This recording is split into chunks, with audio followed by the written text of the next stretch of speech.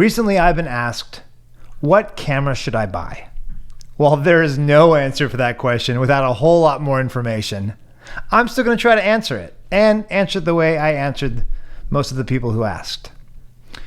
I'm going to assume people who are just getting started in either photography or videography don't actually know what they're going to specialize in. So I give them the most broad camera suggestion I can. And I'm just going to tell you right now, the the A7 III. Why on earth would I say the A7 III in 2022? It's outdated and been updated so many times. Like, I don't even think I could count the number of models that have come since the A7 III.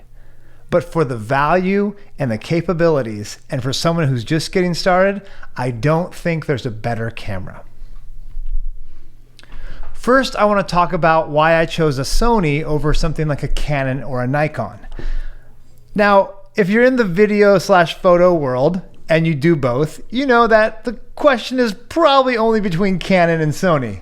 No offense to Nikon, but your photo cameras have been great, but your video has been lacking. You've just come behind. Now, they've come out with a new camera that does look dope, and we'll wait to see how that hits when it actually is like available for all of us normal people. But really the choice is between Canon and Sony. And my argument for Sony is because while Canon arguably had the best DSLR lineup, sad news, folks, DSLR is dead. Canon even announced they're only going to come out with one more version of, I think it's the 5D Mark IV, which is the camera that started the videography craze in, I believe, 2008. Sony was first on the mirrorless scene. And what I believe is kind of the unspoken genius and reason to buy Sony is the EMount. Not because it's a better mount inherently, but because the first camera I bought, which was the Sony a6000, has the same mounting system as the brand new Sony Venice that came out last month. So a $500 camera versus a $20,000 camera uses the same mount.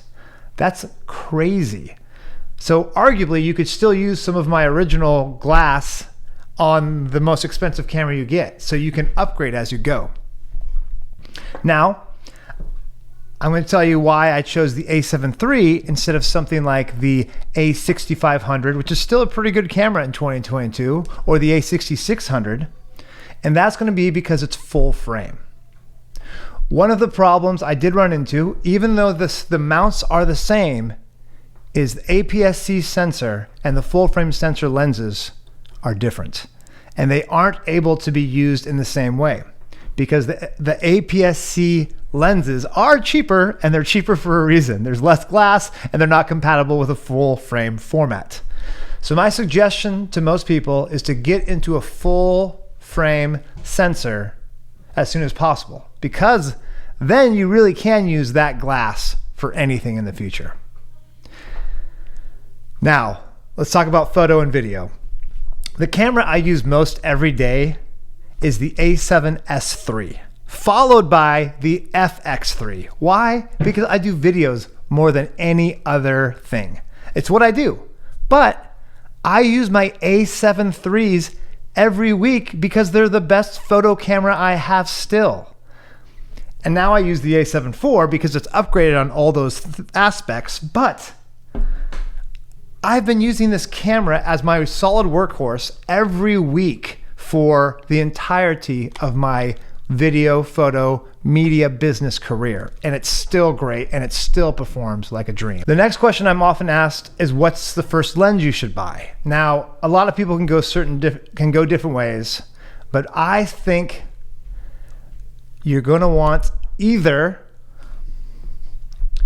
a 24-70 or a similar one like this Tamron 28-75, f2.8, which is spendy, or if you can't afford that, I suggest a nifty 50. Oh, which is on that camera right there. So I still use my 55 Zeiss lens all the time, and I think it looks great. I mean, look at this picture. And you can get 50 millimeter lenses rather inexpensively. I still suggest for your first lens, you get something with autofocus. I know it's a lot cheaper to get some old manual lenses, and I did that as well, but that is something to explore. But for someone who needs that encouragement starting out, get something with as I would say, as fast as you can for as low cost as you can, which is why I suggest a 50 millimeter or the cheapest of the 28 to 70s, which is the Tamron, because you're going to be instantly happy with your results. And by fast, I mean the hole is bigger, so you get more light in, and it has a more shallow depth of field, so that looks more cool, cinematic, bokeh-y, whatever you choose it to be. So why do I choose the A7 III in 2022 compared to the A7 IV? Just price. $2,400 to $2,500 is, I think, too expensive just to test things out. Now, my suggestion would be this camera, which I think you can get into for, I was checking out Facebook Marketplace, and in my area for about $1,400. So it's still a sizable sum. And it's actually impressive because I bought these for $2,000 when they came out. But it's really a great deal for what you're getting, even in 2022. If that is too much for you still, then I would say, let's see how much an A7S III costs. I still think it's going to be a good deal just for that. A7S II, excuse me. Yeah, okay, so the A7S II you can get for about $1,000, $1,200, $1,100. So it's a little cheaper on the price. The A7S II though has one huge flaw. While it's an incredible camera that changed the way Sony did video, the big problem with the A7 II is the battery. The A7 III battery is amazing, and the A7S II battery is a garbage piece of poop that should not pass as a workable battery. And I've used the A6500 for so many weddings, and I've dealt with that pain. But once you use the Z battery from Sony, there's no going back. And unfortunately, the A7S II uses that battery, the W battery, I believe, and it's just not excusable. It's too hard to work with when you're doing anything of long format or shooting all day. But my ideal setup, even in 2022, for someone getting started in both photo and video, hybrid camera, would be this camera and this lens. Hope that helps. In the meantime, have a great Friday, guys. Take care.